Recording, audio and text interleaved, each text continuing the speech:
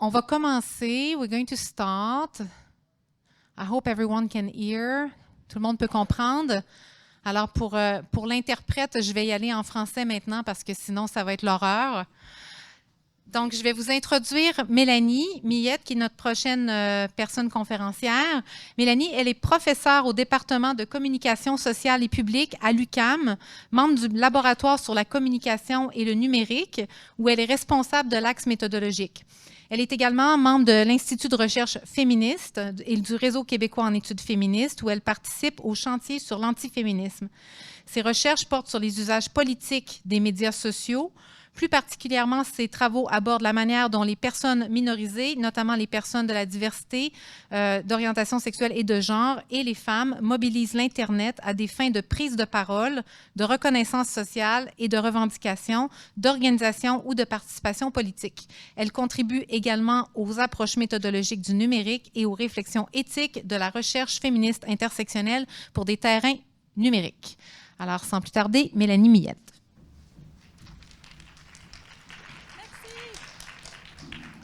Merci, Annie.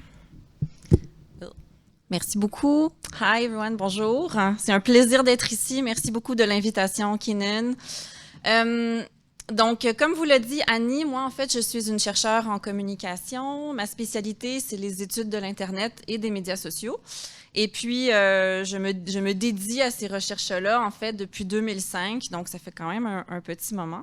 Et j'ai été approchée par Annie Pullen-Sans-Façon pour me joindre à ce très grand projet de recherche dont Annie et Auguste vous ont parlé ce matin. Donc, c'est moi qui m'occupe du volet médiatique de la recherche sur les discours et les représentations de la détransition avec l'aide de mon collègue, le professeur Olivier Turbide, avec Annie, évidemment. Puis, on a également deux fantastiques personnes adjointes de recherche. Il y a Chartrand-Beauchamp ainsi que Édith Paré-Roy. Donc, je suis professeure en communication à l'UQAM, l'Université du Québec à Montréal. Et ma spécialité de recherche est l'étude de l'Internet, spécialement des médias sociaux pour des personnes qui ont été historiquement et politiquement minorisées. Donc, j'ai travaillé avec les minorités francophones au Canada, avec des personnes de la diversité d'orientation sexuelle et de genre, avec des groupes de femmes, avec différentes populations comme ça. Et j'ai été recrutée par Annie Pullen-Sans-Façon, que nous avons entendu ce matin, pour le projet de recherche sur les discours de la détransition. Et c'est moi qui m'occupe de tout le volet médiatique avec mon collègue, le professeur Olivier Turbide, que vous voyez là sur la diapositive, et nos deux super assistantes, personnes adjointes à la recherche, Elia et Edith. Donc là, ça fonctionne, hein? Excellent. Donc, le plan de match, aujourd'hui, je vais vous présenter brièvement une revue de littérature sur la couverture médiatique de ce qu'on appelle là, de manière très large et inclusive la détransition, la désistance, donc ce genre d'interruption ou de modification du parcours identitaire. Je vais vous présenter un bref cadre théorique en communication médiatique, comme j'imagine que c'est pas une discipline qui est très, très partagée dans la salle. Puis ensuite, je vais vous présenter les résultats préliminaires de deux terrains de recherche. Le premier, sur les médias traditionnels. Donc, nous avons analysé la presse internationale pendant plus de 3 ans, toute la couverture sur la question de la détransition, et les tweets autour du mot-clic, du hashtag #DTrans et de d'autres mots-clics associés pendant la même période de temps.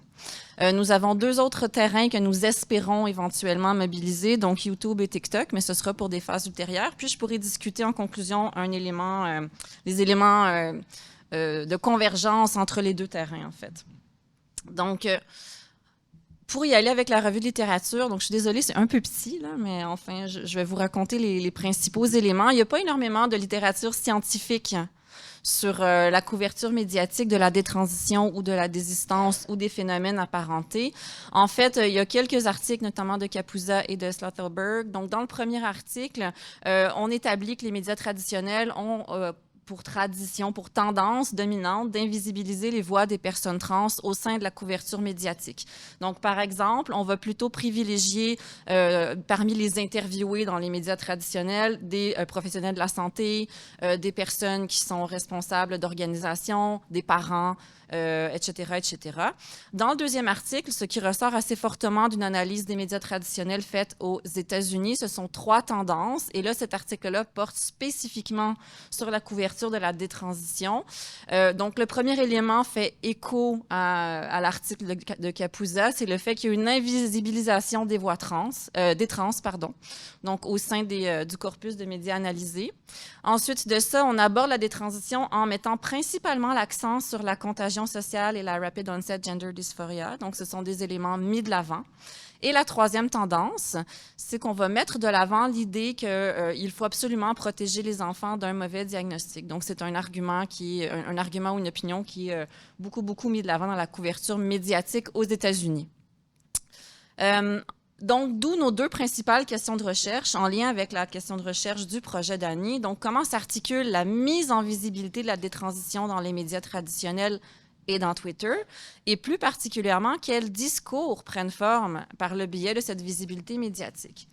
Et ces deux questions-là sont très importantes parce que quand on s'interroge sur certains phénomènes, le premier réflexe qu'on aura, ce sera de le googler. Google it. Donc, les discours les plus visibles sur Internet sont extrêmement importants parce qu'ils teintent la façon dont on comprend le phénomène, peu importe la personne que l'on est dans la chaîne des soins, que l'on soit une personne concernée, que l'on soit une personne professionnelle en santé, que l'on soit un travailleuse sociale, etc. D'où l'importance, en fait, de ces résultats de recherche-là. Sur le plan du cadre théorique, donc précisément, nous nous situons dans une approche socio-constructiviste et critique des médias. Donc, c'est une approche qui pose que le monde réel est teinté de la manière dont on le nomme, dont on va construire des référents et des significations à travers ce monde social. Deux théories, deux corpus, si je peux dire, de littérature scientifique ont été particulièrement utiles pour la recherche. Le premier, c'est la théorie des cadres, plus particulièrement des itérations plus récentes de cette théorie-là. Et c'est l'idée, vous allez assez rapidement saisir le principe, c'est l'idée que dans nos manières de comprendre la réalité, nous avons recours à différents cadres ou schémas interprétatifs, ce qui est tout à fait normal et naturel. Et certains cadres ou schémas interprétatifs se cristallisent autour de différentes choses. Ça peut cacher des biais, donc le fait d'être biaisé par rapport à certaines choses. Et ça passe beaucoup à travers le choix des mots. D'où l'intérêt d'utiliser cet outil-là pour faire une analyse de discours. Donc, par exemple, je vais vous donner un exemple un peu choquant pour faire illustration. Donc, si je vous dis quelle est la situation des personnes trans versus quel est le problème des personnes trans, juste en changeant le mot situation pour problème, je viens déjà d'induire une lecture. Donc, si je suis journaliste, je viens déjà d'induire une lecture dans l'article que je vais vous présenter, même si ce sont les mêmes mots dans l'article. Le titre a une grande influence, le choix des mots, etc., etc. Donc, on s'est servi de ces outils-là.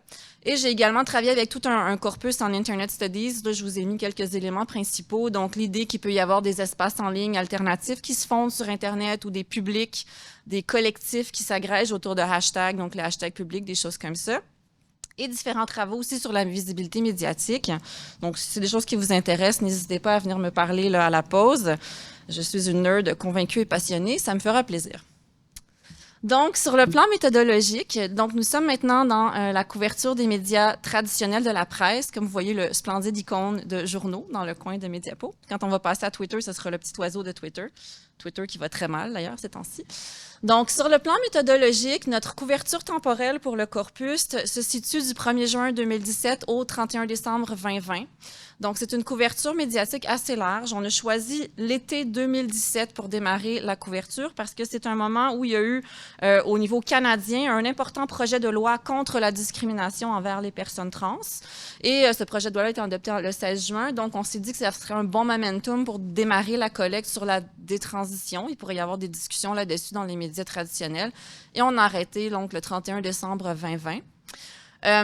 Ensuite de ça, on a fait des recherches dans différentes bases de données, notamment Factiva et Eureka, comme vous le voyez à l'écran, avec tout un champ de mots-clés et leur traduction anglaise-française. Et la codification s'est faite avec une grille hybride, donc à la fois à partir de la littérature, puis à partir de ce qui émergeait du corpus. Le corpus comme tel est assez restreint. 192 articles ont été analysés. C'est important de mentionner que ce sont des articles originaux. Donc, quand on fait une analyse de presse à l'international comme ça, il y a beaucoup de doublons. Par exemple, nous, on avait initialement près de 400 articles qui ont été, par exemple, certains articles sont recopiés dans les portails, Apple News, ces choses-là. Donc, il y a un peu un recyclage de nouvelles. Donc, nous, on a analysé les nouvelles originales afin d'avoir vraiment les discours là, qui étaient mis en circulation. La majorité de ces discours, de ces articles provenaient donc du Canada, des États-Unis et du Royaume-Uni. Vous verrez pourquoi. Avec une forte concentration aussi en Australie. En fait, il y a une seule personne journaliste en Australie qui s'est mis à faire plusieurs articles. Donc, ça a un peu tiré le corpus de ce côté-là. Sinon, la grosse majorité des articles viennent du Royaume-Uni et plus de la moitié, en fait, près de la moitié, pardon, avait une forme qu'on appelle en français à forte valeur ajoutée. Ça veut dire que 46% des articles étaient des articles longs. Donc, c'est pas des clips, c'est pas des short news dans les faits, c'est pas des petits faits divers, ce sont des articles à plus long développement, ce qui est assez intéressant et assez rare en analyse de presse. Et ce que ça nous indique à nous, chercheurs en communication, c'est qu'il y a un intérêt des journalistes pour comprendre le phénomène. Donc, on va y accorder davantage d'espace, on va faire des papiers plus longs. Cependant, le fait qu'il y ait des éditoriaux et des chroniques, ça nous indique aussi parfois une prise de position par rapport au phénomène étudié, donc la détransition dans le cas qui nous intéresse. Donc, malgré que la couverture médiatique étudiée soit vraiment dite de niche, c'est-à-dire assez restreinte, on peut voir une grande augmentation à partir de l'année 2019 à peu près. Donc, on est passé d'une couverture assez anonyme avant 2019 et puis il y a eu un boom exponentiel à partir de 2019-2020. On va voir pourquoi tout de suite. En fait, je ne m'attarderai pas. Donc, c'est beaucoup à cause de trois controverses que vous connaissez probablement. Donc, pendant l'année 2020, il y a eu le fameux tweet transphobe de J.K. Rowling. Donc, ce tweet a suscité un pic de couverture dans la presse sur la question de la détransition et de la détransition. Donc, comme nous, on récoltait des données sur la détransition, ça a fait une pointe dans nos données à nous aussi. Ensuite de ça, il y a eu l'affaire judiciaire assez connue, assez fameuse là, au Royaume-Uni, l'affaire Carabel. Donc, Carabel qui a poursuivi sa clinique là, donc qui s'identifie comme personne détransitionneuse, qui a poursuivi sa clinique.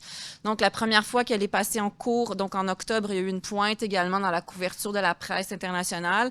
Et ensuite, quand elle a gagné, donc quand la justice a tranché en sa faveur, en décembre 2020, il y a eu également une espèce d'explosion à petite échelle parce que ça reste un sujet de niche de la couverture médiatique. Maintenant, on va y aller directement donc dans les effets de cadrage qui émergent. Donc, on a analysé, nous, très, très minutieusement tous ces articles-là. C'est 190 quelques articles. Et ce qui émerge sur le plan des effets de cadrage que je vous ai expliqué, c'est que près de la moitié, donc 47,9% des articles, vont mentionner la détransition comme une preuve, je mets des guillemets, d'une transition qui aurait été une erreur. Je mets également des guillemets parce que c'est le vocabulaire, le lexique employé dans les médias. Donc, très, très, très souvent, puis je vous ai mis, il y a des quotes là, donc à l'écran si vous voulez lire comment c'est présenté la plupart du temps. Donc, cette logique-là, elle est assez importante dans la couverture de la presse internationale. D'ailleurs, il faut aussi préciser que la détransition est presque toujours un sujet secondaire dans les articles. Donc, ce sont d'abord des articles sur la transition, puis on va aborder la détransition quelque part dans le cœur de l'article. C'était très, très rare les articles qui étaient carrément dédié à la détransition comme telle. Le deuxième résultat que je vous mets à l'écran, donc 4,7% des articles mentionnent que la détransition est une étape importante dans un processus identitaire fluide. Donc, c'est une très petite minorité, moins de 5% des articles, qui vont finalement refléter ce qu'on a un peu entendu ce matin quand on interviewe des personnes concernées. Donc, il y a très peu de journalistes qui vont finalement rendre compte de cette réalité-là à travers leur couverture médiatique. Et puis, je profite aussi de cette diapo-là pour dire que c'est assez intéressant comme résultat parce qu'a priori, quand on a lu l'ensemble du corpus, la couverture médiatique, elle est assez empathique. On n'est pas du tout dans une couverture caricaturale qui voudrait là, dépeindre les personnes détrans comme des personnes marginales, bizarres. Donc, on est vraiment dans une couverture qui est globalement plutôt empathique, humaine, respectueuse. Donc, il faut vraiment aller analyser les effets de cadrage et les effets de rhétorique. Et ça, la rhétorique, c'est la spécialité de mon collègue Olivier, pour voir apparaître ce genre d'éléments-là où finalement, il y a cette idée de preuve. Donc, la détransition est un peu cooptée, voire instrumentalisée pour faire l'argument que la transition initiale était une erreur, en fait. Et si on ne fait pas une analyse fine sur le plan rhétorique, c'est plus dur de voir apparaître cet effet-là. Oups, désolé.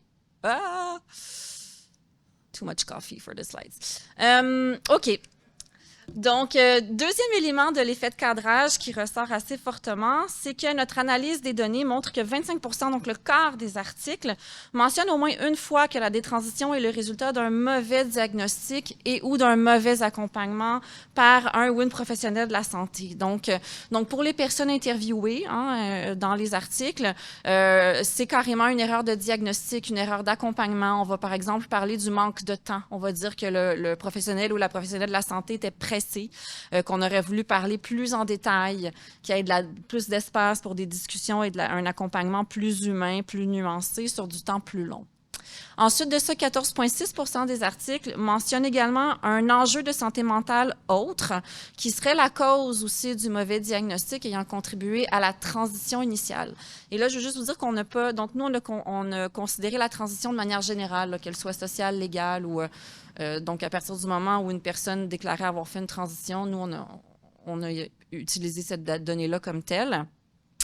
Donc, c'est quand même quelque chose qui est ressorti assez fortement sur le plan des causes qui étaient mises de l'avant dans les articles. Mais bon, c'est un petit pourcentage, donc vous comprenez qu'il y a énormément de causes, en fait, qui sont mentionnées. J'y reviendrai. Un élément très important, en fait, de conclusion, si je peux dire, dans l'analyse du corpus de la presse traditionnelle, c'est qu'on a été capable de mettre à jour ce qu'on a appelé une rhétorique typique.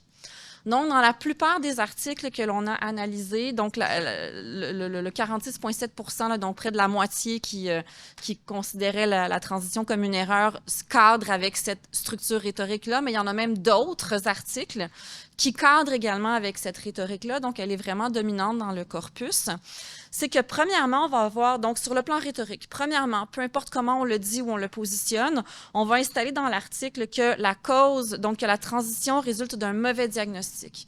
Donc, la transition est présentée comme un phénomène non désirable, voire même comme une erreur, avec ce genre de lexique-là, ce genre de vocabulaire-là.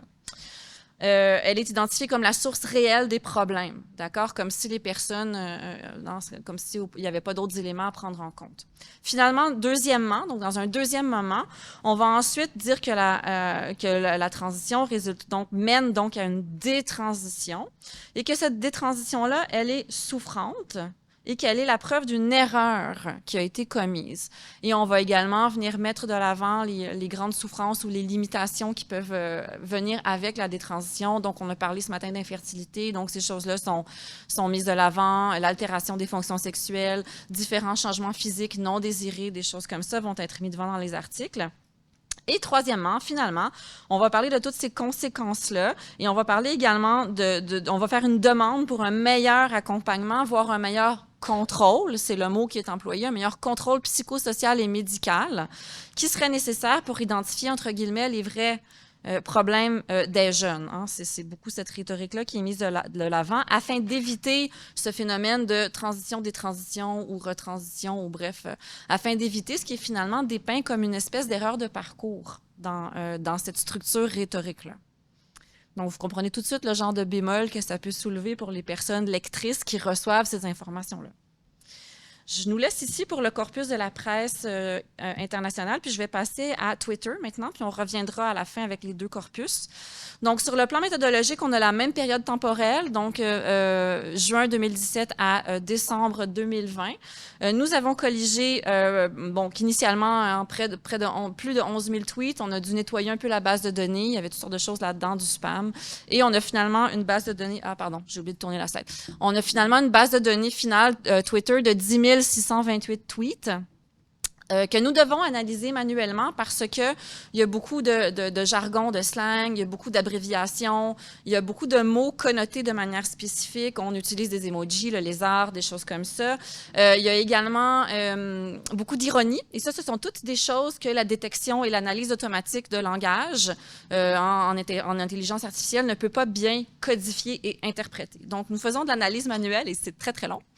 C'est pourquoi nous avons, et c'est ce que je vous présente aujourd'hui, fait un sous-corpus Donc, comme ce qui nous intéresse, c'est la question de la visibilité en ligne et de l'impact des discours, on a commencé l'analyse avec un sous-corpus des 8 comptes qui étaient à la fois les plus actifs, donc ceux qui tweetent le plus, et les plus retweetés, donc ceux qui ont le plus de visibilité, donc ceux dont on reprend le plus la parole sur Internet. Et la collecte de données s'est faite avec les mots-clés comme détrans, détransition, désistance, en anglais et en français, et les mêmes mots-clés, en fait, que pour la collecte de la presse internationale. Donc, ce sous-corpus-là représente 8,1 % du corpus initial, donc c'est très peu. Cependant, en Internet Studies, c'est assez courant d'avoir ce qu'on appelle une longue traîne. Donc, quelques contributeurs vont faire une grosse masse de tweets et ensuite, la courbe s'affaisse. Je vais faire la courbe s'affaisse et on a quelques petits contributeurs qui vont en faire 1, 2, 3 tweets pendant les 3 années.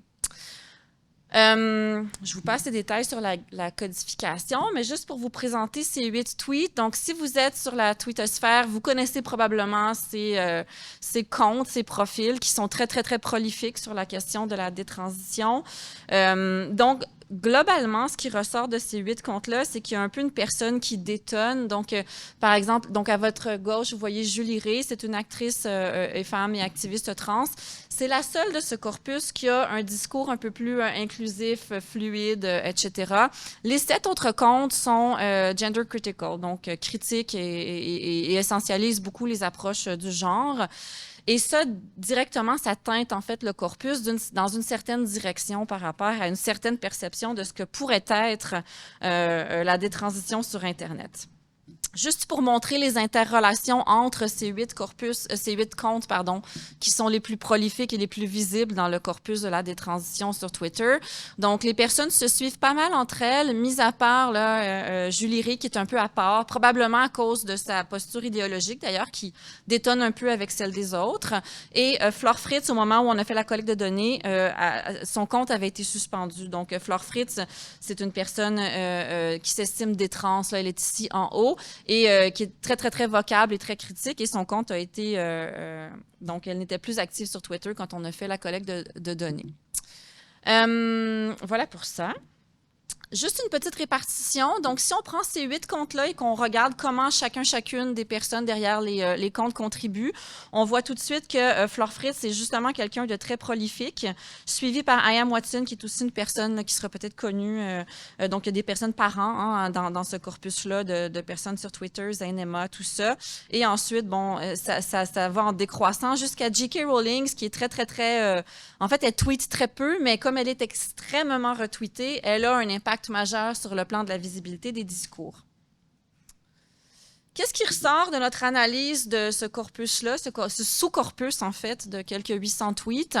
C'est premièrement la construction d'une identité qui se passe en 2 mouvements. Donc, cette diapositive, c'est pour le premier mouvement, qui est un mouvement d'affirmation de ce qu'est l'identité des trans sur Twitter pour ces personnes-là. Donc, quand on analyse leur discours, il émerge clairement que la posture affirmative, elle se fait dans une posture de revendication. On va revendiquer principalement 4 choses. C'est les 4 items avec les petites flèches.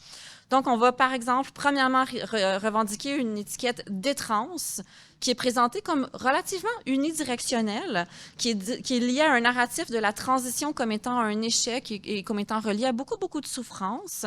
Et dans cette étiquette-là, il y a très peu d'espace pour des narratifs un peu plus diversifiés, un peu plus fluides. Donc, en fait, c'est assez restreint comme discours, là. Et il y a également, clairement, on distingue, nous, ce qu'on appelle un in-group, donc un entre-soi très solidaire. C'est très harmonieux, on s'encourage, on se soutient au sein de ces 7 comptes, j'ai envie de dire 6-7 comptes très prolifiques. Et il y a donc un renforcement de cette étiquette-là au fur et à mesure où on fait l'analyse sur 3 ans et demi.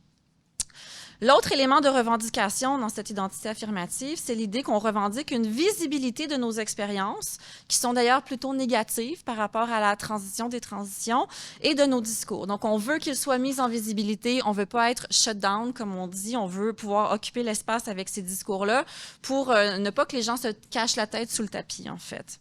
On exige également que des personnes fassent de vraies, je mets des guillemets, recherches, parce qu'on estime, donc ces comptes-là les plus prolifiques estiment que les recherches qui sont faites jusqu'à maintenant sur la détransition ne sont pas rigoureuses, sont de fausses recherches. Donc, on demande de vraies recherches. Et on demande également une meilleure accessibilité pour des soins pour les personnes détrans. Donc, on demande un accompagnement plus humain, plus disponible, plus ouvert, sans jugement, plus accessible aussi, là, donc plus rapide et accessible pour les personnes détransitionneuses. Maintenant, la construction identitaire dans ce in-group se fait aussi dans un mouvement oppositionnel. Donc ça, c'est quelque chose qu'on observe assez souvent sur Internet, le « nous » versus le « eux ». Donc, on va faire une mise à l'écart comme ça.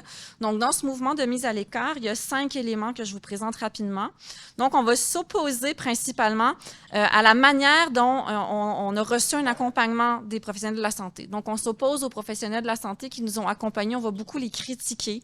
Vous avez des citations ici à l'écran. On va parler d'un accompagnement judgmental. On va parler de rejet de la part des cliniques quand on pose des questions pour une détransition. On va également s'opposer aux bloqueurs d'hormones. Donc, les comptes de ce sous-corpus Twitter vont être très, très, très critiques, voire carrément opposés à la question des bloqueurs d'hormones, surtout chez les jeunes. Donc, on va dire que chez les jeunes, c'est carrément, donc même parfois de la violence envers les enfants que d'accepter de leur donner des bloqueurs d'hormones. Donc, vous savez que Twitter n'est pas reconnu pour sa nuance et sa modération. Donc, ce sont des résultats qu'on a eus. Ensuite de ça, troisième point d'opposition, on va donc, et c'est un peu en lien avec le deuxième, on va s'opposer à une transition qui survient trop jeune. Donc, ça aussi, c'est un vocable qui revient beaucoup dans Twitter. Donc, on va faire l'espèce d'adéquation entre une transition trop jeune, des bloqueurs d'hormones et une transition trop jeune qui mène à des regrets. C'est comme un schéma qui va vraiment prendre place dans Twitter pour ces comptes dans ce sous-corpus. Quatrième logique d'opposition, une idéologie trans, et même on va venir critiquer ce qu'on appelle les TRA, les Trans Rights Activistes, qui viennent invisibiliser leur récit. Donc, on va beaucoup dénoncer ce qu'on appelle une idéologie pro-trans, qui va venir romantiser la transition comme étant là, quelque chose de fantastique qui règle tous les problèmes, le pays des licornes, le pays des arcs-en-ciel. Donc, on va vraiment dépeindre la position des personnes dites pro-trans comme étant un peu mièvre, un peu romantique. Et on va vraiment s'opposer à ce qu'on va appeler donc l'idéologie trans ou l'idéologie des TRA. Et finalement, on va également critiquer les plateformes des médias sociaux. Donc, régulièrement, il y a des personnes qui vont dire « Je me suis fait retirer un contenu dans TikTok, je me suis fait retirer un contenu dans Instagram, je me suis fait censurer dans Twitter, des choses comme ça. » Donc, on va être très, très... Ça va renforcer le in-group et l'identité de venir critiquer les plateformes qui ne comprennent pas la réalité des personnes des trans. Il résulte de cela, je vais accélérer un petit peu, différentes difficultés identitaires pour les personnes des trans dont nous avons analysé le discours dans Twitter. Donc, il va y avoir une identité qui est fondée sur un triple rejet. Et on peut bien se douter que ce triple rejet est extrêmement souffrant pour les personnes. Donc, premièrement, un rejet qui va être associé à la société en général, donc la société qui est cisgenriste, hétéronormative, transnormative, etc., etc., donc à travers la société en général. Ensuite de ça, le deuxième rejet vient de la part des communautés d'ES LGBTQIA, donc des communautés auxquelles les personnes se sont identifiées pendant un certain temps, mais aussi des groupes de femmes qui rejettent les personnes des trans. Et troisième rejet, de la part des professionnels de la santé, qui vont voir la demande de détransition comme une trahison. Donc, ce triple rejet crée beaucoup, beaucoup de frustration, de difficultés et de souffrance. Et Twitter devient une espèce de lieu pour le coping, en fait, pour le soutien entre personnes qui se reconnaissent dans ce discours-là. Je vous rappelle qu'on est toujours au sein du sous-corpus dans Twitter. Il résulte donc de cela, pour Twitter, deux éléments très forts qui ressortent. Donc, d'abord, une mise en visibilité d'une identité détrans unidimensionnelle qui est fortement portée par cette rhétorique donc, de la douleur, du rejet, la construction identitaire oppositionnelle et de revendication qui va émerger. Il va y avoir un effacement donc des parcours des trans qui seraient alternatifs, plus positifs ou juste différents de ces discours unidimensionnels. Deuxièmement, on va faire une grande promotion du gatekeeping. Donc, on va revenir à cette rhétorique en bloqueur d'hormones, trop jeune égale regret. Donc, on va remettre ça de l'avant pour promouvoir un gatekeeping beaucoup plus fort de la part des professionnels de la santé et des personnes là, qui sont aux premières lignes pour les soins. Si on ramène ces deux corpus-là ensemble et qu'on essaie de faire une conclusion générale, ben, il émerge qu'à la fois dans les médias, hein, dans la presse traditionnelle et dans Twitter, on va dépeindre la transition comme une erreur et on peut imaginer ce que ça peut induire comme connotation et comme lecture de la détransition en général en dehors des expériences de détransition. Et la détransition va être dépeinte comme une solution pour réparer la transition. Donc, il y a certaines personnes interviewées dans les médias qu'on a analysés qui vont parler, qui vont peut-être se sentir cooptés ou instrumentalisés. Bon, nous n'avons pas fait d'entrevue, donc ce sont ici des hypothèses qu'il faudrait valider dans des périodes ultérieures de la recherche. Ensuite de ça, sur le plan rhétorique, clairement, on constate une instrumentalisation de la détransition pour former des arguments pro-gatekeeping, spécialement à l'endroit des bloqueurs d'hormones. Troisièmement, il y a des critiques très, très fortes dans les deux corpus à l'endroit des soins et des services médicaux qui sont reçus. Ces critiques-là s'articulent principalement de deux manières. Le service est inadéquat par rapport au diagnostic initial et à l'accompagnement initial. Le manque de temps va, par exemple, être souvent souligné. Deuxièmement, les services reçus sont inadéquats face à une personne qui souhaite détransitionner ou qui est simplement en questionnement suite à une transition que la personne n'estime pas heureuse ou satisfaisante. Donc, ça aussi, c'est une grande critique qui va résulter des deux corpus.